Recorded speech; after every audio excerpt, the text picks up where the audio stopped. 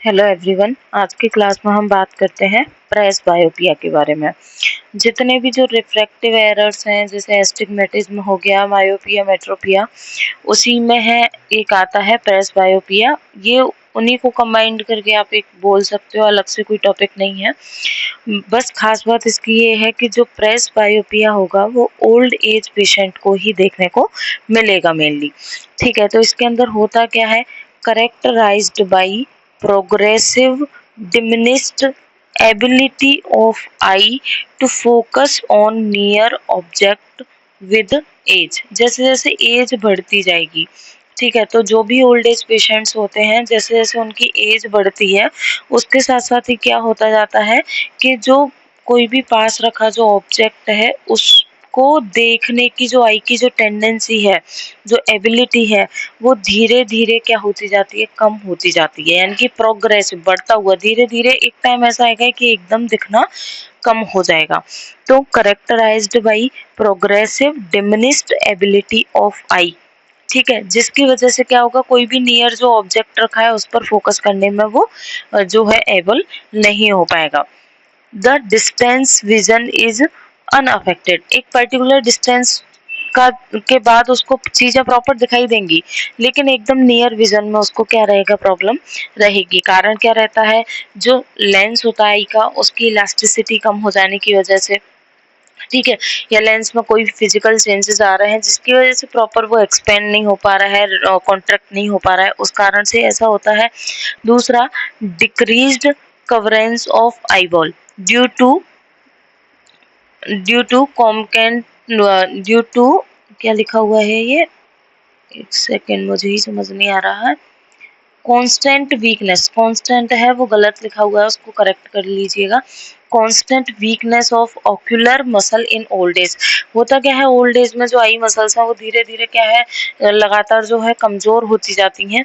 उनकी वजह से क्या होता है, आई बॉल जो है पूरी तरह से कवर नहीं हो पाता है, उसकी जो कवरेज होती है वो डिक्रीज हो जाती है, जिसकी वजह से वही लेंस की जो इलास्टिसिटी है वो भी कम होगी।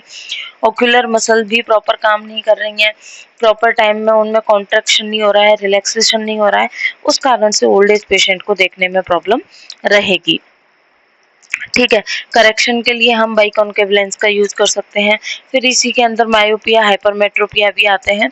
कि मायोपिया का क्या रहेगा, जो दूर दूर पर जो रखी हुई चीज दिखाई नहीं दे वो मायोपिया। इसको रिफ्रैक्टिव एरर में भी हमने पढ़ा है। तो दूर की वस्तु अगर दिखाई नहीं दे रही है तो वो पेशेंट क्या है, मायोपिया का पेशेंट है। ठीक है, और क्या होगा, जो ब्लैक स्पॉट है वो दिखाई देंगे, लाइट के फ्लैशेस आएंगे, हेडेक रहेगा और आई में खिंचाव रहेगा, स्ट्रेन रहेगा। साइन क्या रहेंगे इसके, रेटिना में डीजनरेटिव चेंजेस मायोपिया के अंदर आपको देखने को मिलेंगे। इसकी वजह से ही क्या होता है, प्रॉपर जो है जो फोबिया सेंट्रल इस पर इमेज नहीं बनती है। ठीक है, तो वहां पे क्या होगा, रेटिना का डीजनरेशन रहेगा। कोरियो रेटिनल एट्रोफिक, जो कोरोइड वाली और जो रेटिना की जो आपस की जो लेयर है उनके अंदर धीरे धीरे एट्रोफी होने लगी, वहां पे एट्रोफिक पैचेस देखने को मिलेंगे। आंख बाहर की तरफ उभरी रहेगी, प्यूपिल डायलेटेड मिलेगा। और इसके ट्रीटमेंट के लिए हम स्फेरिकल कॉन्केव लेंस का यूज करके मायोपिया को परमानेंटली नहीं, लेकिन जैसे कि जो विजन प्रॉब्लम होती है, जैसे सभी लोग चश्मा का यूज करते हैं, उसका यूज हम यहाँ पे कर सकते हैं। प्रॉपर लाइट व डिस्टेंस में जो है रीड करें। ठीक है, लाइट प्रॉपर होनी चाहिए जिससे आंखों पे स्ट्रेन ना पड़े।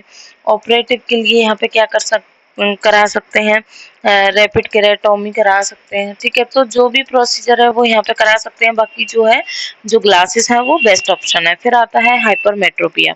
इसमें क्या रहेगा, आंखों में भारीपन रहता है, आंखों में पेन रहेगा, आंसू ज्यादा आएंगे, फोटोफोबिया, लाइट को नहीं देख सकता। ठीक है, फ्रंटो टेम्पोरल हेडेक रहेगा। हेडेक कौन से रीजन में, स्पेसिफिक रीजन में रहेगा, फ्रंटो टेम्पोरल रीजन में रहेगा। और जो पास का काम करेगा वो सारा उसको ब्लरी दिखाई देगा, नियर जो वर्क है उसमें ब्लरिंग रहेगी।